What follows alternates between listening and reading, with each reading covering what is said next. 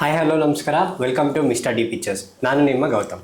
ಇವತ್ತು ನಮ್ಮ ಜೊತೆ ಇದ್ದಾರೆ ಯುದ್ಧಕಾಂಡ 2 ಚಿತ್ರದ ಮೇನ್ ಲೀಡ್ ಮತ್ತು ಪ್ರೊಡ್ಯೂಸರ್ ಆಗಿರುವಂಥ ಕೃಷ್ಣ ಅಜಯ್ ರಾವ್ ಅವರು. ಬನ್ನಿ ಅವ್ರ ಜೊತೆ ಮಾತಾಡೋಣ. Sir, welcome to the show. ನಮಸ್ತೆ. ಸರ್, ಯುದ್ಧಕಾಂಡ ತುಂಬ ಸದ್ದು ಮಾಡ್ತಿದೆ ಇಡೀ ಕರ್ನಾಟಕದಲ್ಲಿ. ಸೊ ಅದನ್ನು ನೀವು ನ್ಯಾಷನಲ್ ಲೆವೆಲ್ಗೆ ತೊಗೊಂಡೋಗ್ಬೇಕು ಅಂತ ಹೇಳ್ತಿದ್ರಿ. ಸೊ ನಿಮ್ಮ ಪ್ರಕಾರ ಯುದ್ಧಕಾಂಡ ಅಂದರೆ ಏನು? ಯುದ್ಧಕಾಂಡ ಫಸ್ಟ್ ಆಫ್ ಆಲ್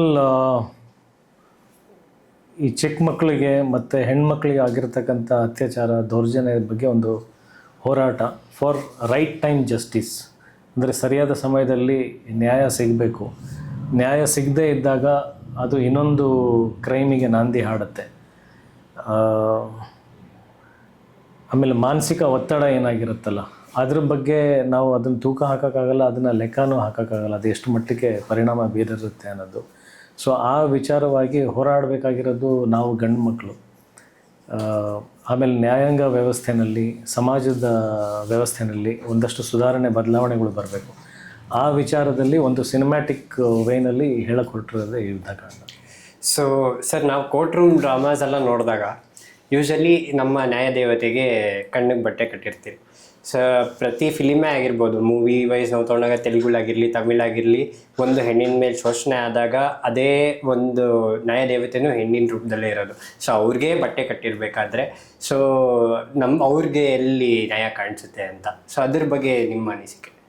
ಅಲ್ಲ, ಆ ವಿಚಾರವಾಗಿಯೇ ಇವಾಗ ರೂಲ್ಸ್ ಬಂದು ನ್ಯಾಯದೇವತೆ ಕಟ್ಟಿರ್ತಕ್ಕಂಥ ಕಣ್ಣಿನ ಬಟ್ಟೆ ತೆಗೆದಿದ್ದಾರಲ್ವ, ರೂಲ್ಸೇ ಬಂದಿದೆ. ಇವಾಗ ಯಾವುದು ಮೂರ್ತಿಗಳಿಗೆ ಮುಂಚೆ ಕಟ್ಟಿರೋ ಥರ ಕಣ್ಣಿನ ಬಟ್ಟೆಗಳು ಇಲ್ಲ. ಇವಾಗ ಅದು ಹೊಸ ಕಾನೂನು ಬಂದಿದೆ, ಅಂದರೆ ಕಣ್ಣು ತೆಗೆದು ನೋಡಬೇಕು ಅನ್ನೋದು.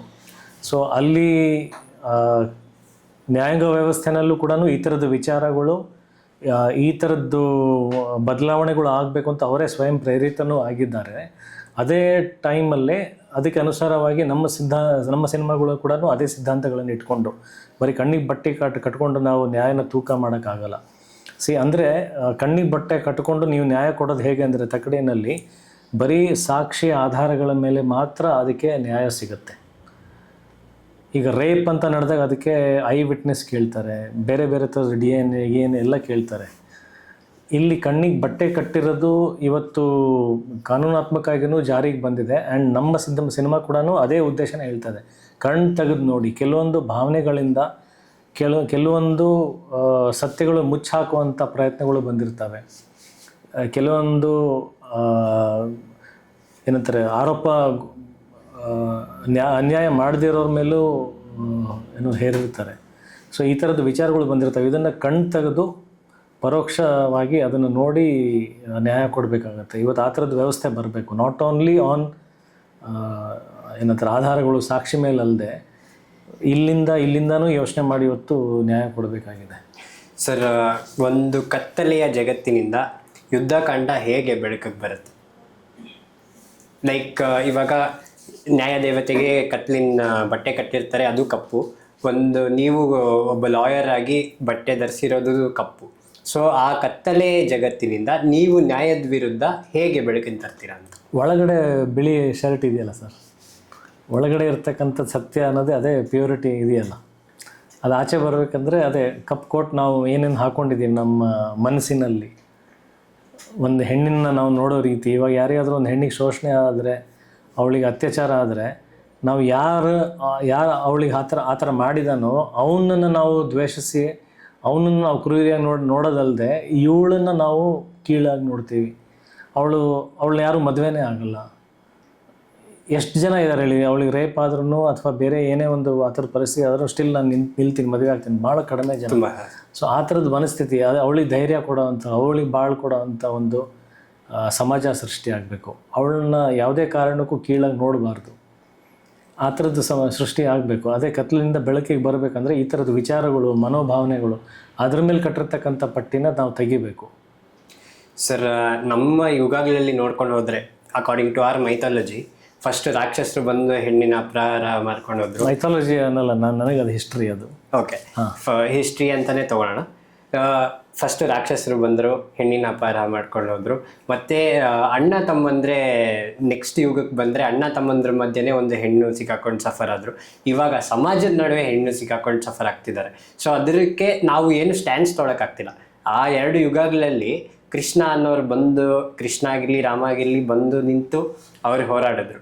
ಸೊ ಈ ಯುಗದಲ್ಲಿ ನಾವು ನಮ್ಮ ಹ್ಯುಮ್ಯಾನಿಟಿಯಿಂದ ನೋಡಿದಾಗ ನಮ್ಮ ನನ್ನ ಸಿನಿಮಾದಲ್ಲಿ ಒಂದು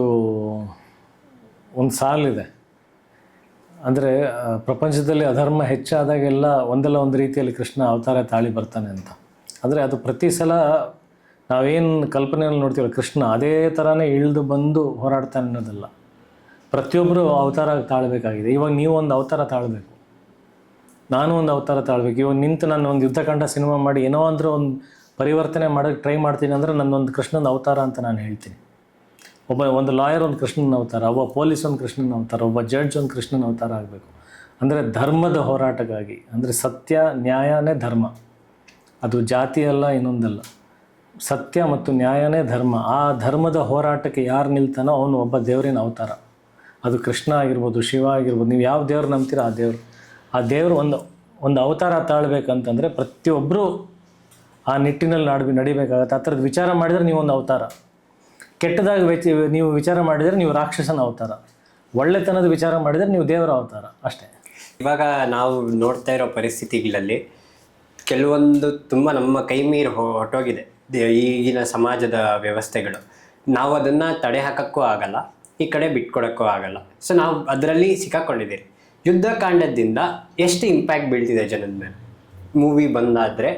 ಈ ಸಮಸ್ಯೆಗಳಿಗೆ ಎಂಥ ಪರಿಹಾರ ಎಷ್ಟಾಗುತ್ತೆ ಅನ್ನೋದು ನನಗೆ ಗೊತ್ತಿಲ್ಲ. ಕ್ವಶನ್ ಆಗಲಿ ಅನ್ನೋದು ನನ್ನ ಪ್ರಯತ್ನ, ಒಂದು ಕಾಂಟ್ರಿಬ್ಯೂಷನ್. ಅಂದರೆ ಹನಿ ಹನಿ ಸೇರಿದರೆ ಹಳ್ಳ ಅಂತಾರಲ್ಲ, ಹಾಗೆ ನಾನೊಂದು ಇವತ್ತೇನೋ ಒಂದು ಕಾಂಟ್ರಿಬ್ಯೂಷನ್ ಮಾಡ್ತೀನಿ, ಇನ್ನೊಬ್ಬರು ಏನೋ ಕಾಂಟ್ರಿಬ್ಯೂಷನ್ ಮಾಡ್ತಾರೆ. ಅಥವಾ ಸಿನಿಮಾ ನೋಡಿ ಒಂದು 10 ಜನ ಅದರಿಂದ ಪ್ರೇರೇಪಿತರಾಗಿ ಅವ್ರ ಮನಸ್ಸಿನಲ್ಲಿ ಅವ್ರ ವಿಚಾರಗಳು ಬದಲಾಗಿ, ಎಲ್ಲೋ ನನ್ನಿಂದ ನ್ಯಾಯಾಂಗ ವ್ಯವಸ್ಥೆನಲ್ಲಿ ಒಂದಷ್ಟು ವಿಚಾರಗಳು ಬದಲಾದರೆ ಎಲ್ಲೋ ಸೇರಿ ಅದು ಬೆಳೆದು ಹಂಗೆ ಆಗಬೇಕದು.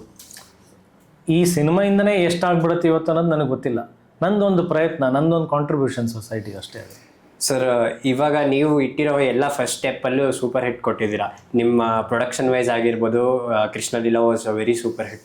ಆ್ಯಂಡ್ ನೀವು ಸ್ಟಾರ್ಟ್ ಮಾಡಿದಾಗ ಎಕ್ಸ್ಕ್ಯೂಸ್ ಮೀನೂ ಅದೇ ರೀತಿ ಸೂಪರ್ ಹಿಟ್ ಆಗಿತ್ತು. ಈ ಥರ ಹೊಸ ಜಾನರು, ಹೊಸ ಕ್ಯಾರೆಕ್ಟರು, ಹೊಸ ಹೆಜ್ಜೆ ಇಡ್ತಾ ಇದ್ದೀರಾ. ಸೊ ಇದು ನಿಮ್ಮ ಮೇಲೆ ಎಷ್ಟು ಇಂಪ್ಯಾಕ್ಟ್ ಆಗಿದೆ ಈ ಕ್ಯಾರೆಕ್ಟರ್ ಅನ್ನೋದು? ಅಲ್ಲ, ಪರ್ಸ್ನಲಿ ನನಗೊಂದು ಮಗಳಿದ್ದಾಳಲ್ಲ, ಅದು ತುಂಬ ಅಂದರೆ ತುಂಬ ಕನೆಕ್ಟ್ ಆಗಿದೆ. ಅಷ್ಟು ಎಮೋಷ್ನಲಿ ಕನೆಕ್ಟ್ ಆಗಿ, ಅಷ್ಟು ಎಮೋಷ್ನಲಿ ನನಗೆ ಅಷ್ಟು ಸೆಳೆದಿರೋದ್ರಿಂದನೇ ನಾನು ಈ ಸಿನಿಮಾ ಮಾಡೋಕ್ಕೆ ಸಾಧ್ಯ ಆಗಿರೋದು. To be frank, very much attached to this character and film. ಪ್ರತಿಯೊಂದು ಹಂತದಲ್ಲೂ, ಪ್ರತಿ ಹೆಜ್ಜೆನಲ್ಲೂ ನನ್ನ ಮಗಳು ನನ್ನ ಕಣ್ಣೆದುರುಗಡೆನೇ ಇಟ್ಕೊಂಡೇ ಸಿನಿಮಾ ಮಾಡಿರೋದು ನಾನು.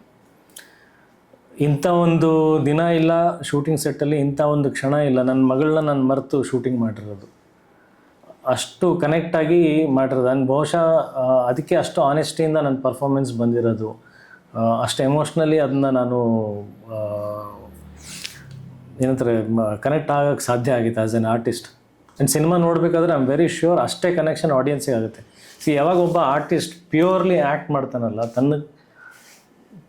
ತನ್ನ ನಿಜ ಜೀವನ ಭಾವನೆಗಳನ್ನು ಇಟ್ಕೊಂಡು ಯಾವಾಗ ಅದನ್ನು ಎಮೋಟ್ ಮಾಡ್ತಾನಲ್ಲ, ಅದು ಭಾಳ ಚೆನ್ನಾಗಿ ಕನೆಕ್ಟ್ ಆಗುತ್ತೆ. ದಟ್ ಈಸ್ ವೈ ನನ್ನ ಹಿಂದಿನ ಸಿನಿಮಾ ಕೃಷ್ಣಲೀಲಾ ಕೂಡ ಫ್ಯಾಮಿಲಿ ಅಥವಾ ಈ ಥರದ್ದೆಲ್ಲ ಯಾಕೆ ಅದು ಕನೆಕ್ಟ್ ಆಗುತ್ತೆ ಅಂದರೆ they see me like that. And ನನಗೆ ಪರ್ಸ್ನಲಿ ಕೂಡ ಆ ಎಮೋಷನ್ಸ್ ರಿಯಲ್ ಲೈಫಲ್ಲಿ ಇರೋದ್ರಿಂದನೇ ಅದು ಹಂಗೆ 1-to-1 ಫ್ಯಾಮಿಲಿಗೂ ಅಂದರೆ ಆಡಿಯನ್ಸಿಗೂ ನನಗೆ ಕನೆಕ್ಟ್ ಆಗಿರೋಕ್ಕೆ ಸಾಧ್ಯ. And in that way Yuddhakaanda will be a very huge connect to audience and me.